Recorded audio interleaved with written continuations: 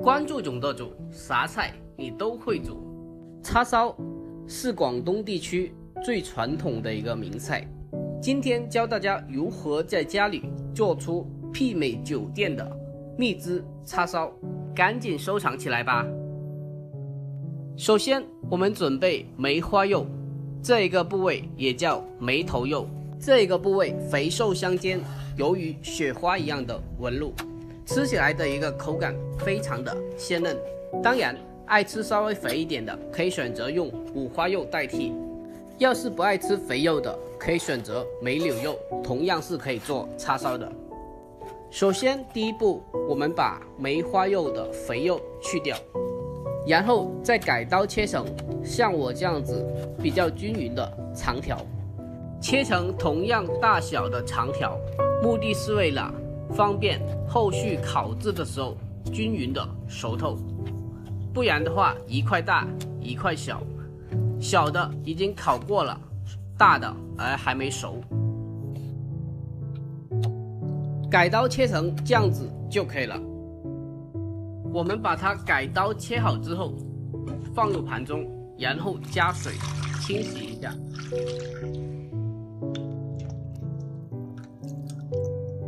洗干净之后捞出控干水分。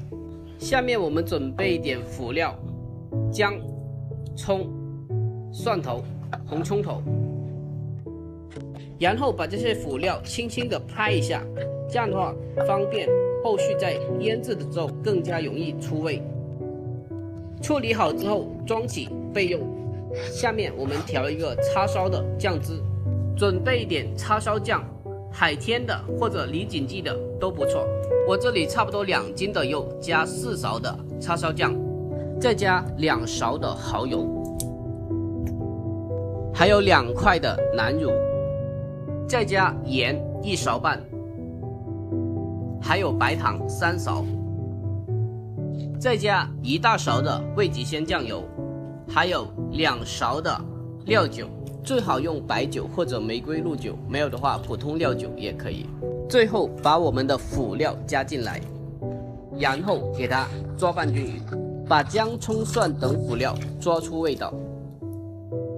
最后把我们洗干净控干水分的梅头肉放进去，用手把调味料给它拌均匀，腌制起来。教这菜已经将近2年了，主页有将近300道的美食，喜欢的可以双击关注一下。看到这里了，能否给个小红心支持一下呢？真心的感谢您了。把调味料给它拌均匀之后，我们用保鲜膜给它封起来，放冰箱冷藏腌制1晚上最好啊。但是这里时间有限，我只冷藏了4个小时。我这个上个月捡的猫咪啊，不知道为啥不爱吃猫粮，每天都要给它做猫饭，给它整一点刚刚切出来的肥肉，再整一点鸡肝。这个猫咪啊比较爱吃鸡肝，不知道为啥的。不用加任何调料，简单的蒸熟就可以了，然后再加一点大米饭就可以了，拌一下。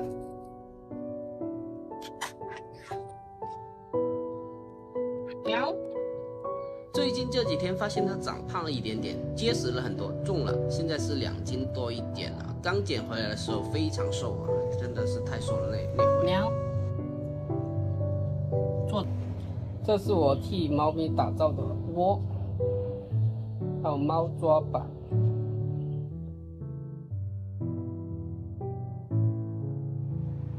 这个时候已经腌制了4个小时了。当然啊，如果腌隔夜的话，更加的入味，更好。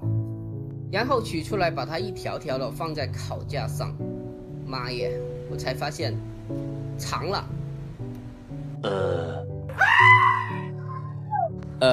这个烤架有点小啊，我就把它剪短了一点点。然后就把腌制好的猪肉整齐的摆上去。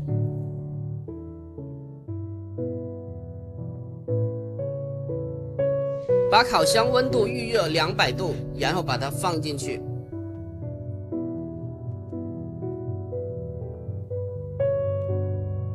我们用上下火200度先烤25分钟，具体的时间根据你自家的烤箱把握一下。A few moments later， 这时候已经烤制25分钟了，我们把它取出来，然后扫上第一遍的蜂蜜水，注意把它两面都给它扫上。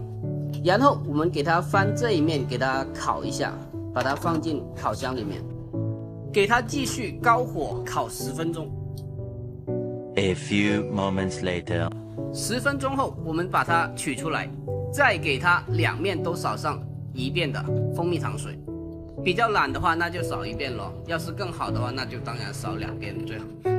最后一次给它再烤10到15分钟。A few moments later. 15分钟过去了，我们取出来看一下，这是最后的成品，滋滋的冒油，非常棒哦。烤好之后，我们把它夹出来，看一下啊，真的非常有食欲，忍不住流口水了。稍微的放凉之后，我们给它改刀切片。偷偷的告诉你们，我在一边切的时候，已经偷偷的吃饱了，因为实在是太诱人了，实在忍不住啊。大家爱吃叉烧的，可以双击收藏起来，不然的话，下次就找不到我了。就这样，我们的广东蜜汁叉烧就制作完成了。做法真的非常的简单，只要看过的都已经学会了。下面总结一下几个需要注意的点。第一，选材最重要。个人感觉梅头肉制作叉烧是最好的，就我个人而言。第二，我们在改刀切条的时候尽量均匀一点，这样的话才能保证食材熟度一致。第三，一定要注意烤制的火候和时间。好了，本期视频就到这里，喜欢的可以双击评论转发，我们下期再见。